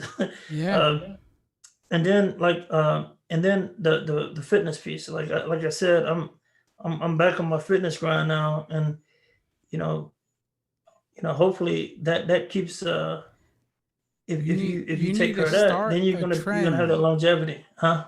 Start that trend, hashtag, whatever it is, and I know people will follow. Yeah, and yeah. Look at the red team fit, blue team fit. That's the hashtag that's currently going on. But Marcus Carey yeah, fit. and like my Twitter, like my I'm at Marcus J Carey, of course, on Twitter. Hit me up, ask me questions. If there's anything y'all want to understand, I know like there's a lot of people that follow me that don't understand like some of the race related stuff that we say. I believe there's only one human race. I think that God created us all equal. Yep. I don't think I'm like super crazy like Marco when people like I think you're I don't I just believe I just have a whole different thing. I think people are created equal for real. Everybody has different talents. Everybody have different talents, but some people are just born into a situation where they can go to MIT or go to Harvard or whatever. But you don't have to go through any of that stuff, right?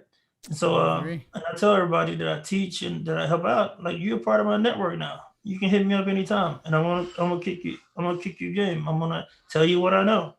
And I know that Ron know that's facts. And my boy Ron is if he's still here, and I know Marco know. If y'all hit me up, I'm gonna just tell you. I'm gonna tell you the truth. Yep. So I'm gonna be that person that I needed growing up that wasn't there. And that's funny because me, Ron, and Marco used to hang around some of the same people. Some people used to hang around with if I don't really care if they on here or not. These people, some of these people they were doing talks at DEF CON and Black Hat, and I thought they were amazing. I'm like, man, these guys are amazing. And then I got to know them and they didn't know nothing. Yep. And so there's people that's making crazy money that don't know nothing about cybersecurity. They can't code, they can't do nothing, but Yep. they speak well though. Yep. So I'm telling y'all gotta be more competent and better than some of the people that we know. And this is I no, agree. I'm not slinging no dirt, but I'm telling you, But it's reality. y'all think some of these people are drastically smarter than they are, and they're not. That Am is I the truth. lying? Nope. You are telling the truth and 10x on that. I like I believe in that. What everything you've said is the truth, because for me, I don't like slinging dirt like you said, but what I know is like, okay, you are positioning yourself like you're technical, and really you just know how to speak. And I've being You in know how the to industry, research. You know how to research a little bit, yeah, maybe. being in the industry so long, you get to know who can really do what they say they do, and other people, yeah, it's putting in that work. There's zero substitution, and that's what I would say. If you're gonna grind. You know, you can DM Marcus, you can DM myself. We can help you get to that next level, but at the end of the day, there's no substitution in grinding. And during our career, we've seen those people that want to kind of shortcut that to say they do certain things, and we know it's bullshit. So That's my recipe, man. Anybody that holler at me, like I'm gonna just like boom, here's the resources. yeah, Go get it. And go what's get it. cool though is like some people that really want it, they'll eat it up and they'll come back for more. Oh Yeah, yeah, man, I did this, that. And but what I'm saying is like they're gonna get 9 times out of 10, they're gonna get positive results. But there are yep. some people that really don't want it. So They don't trust the we're process, and that's what I found over my course of my career. I've tried to help people. I'm like, just trust the process, do your thing, and you have to grind to get there. If you want to shortcut it, you won't get the results that you're looking for. And that's yeah. that, right? And for me, I know what it takes to get to the level of success, whatever it is, right? Just getting a job, excelling at a job, being an influencer, a thought leader, those take time.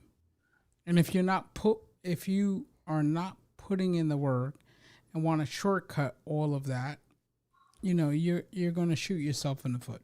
Well, I tell people all the time, and this is the real though.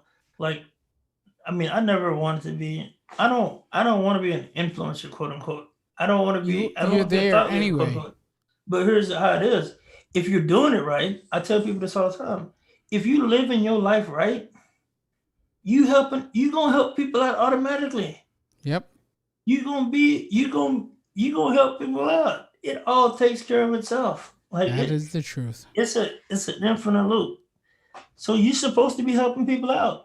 Just like they say, just like someone said, hey, I pay my child support. You're supposed to pay your child support. You know what I'm saying? That is the truth. Or so basically you're supposed to be helping people out. That's Like, what's up. and right now, sometimes you think that you can help somebody out, but man, open the door for somebody. Hold the door open for somebody. Well, Help somebody put something in their car. There's a million ways you can be helpful, and that it is the all truth. comes back around. Marcus, thank you for this amazing Sunday conversation. And hopefully in 2021, we'll revisit this to see where you're at. And any final words? No, it's good. I talked a lot. Hey, y'all out there, if y'all listening, help somebody out. Take care of Mm, yourself. Take care of your mind. Take care of your body. And the rest will come. Whatever financial rewards or accolades or whatnot. All that stuff will come if you just live your life right. And don't be guilty. Stuff happens to you. Uh, you know, don't hold that guilt inside, because I've had a lot of crazy stuff happen to me, and don't get discouraged when stuff don't work out the first time. Like, keep on grinding. Everything's not gonna be roses, but you just got to keep on pushing. And that's all I got. Thank you, guys. I will see you next week. And I have a special guest next week as well. You'll see during the Twitter feed and the YouTube feed. You guys have a good one. This has been Sunday Conversations with Marcus Carey. Thank you, sir.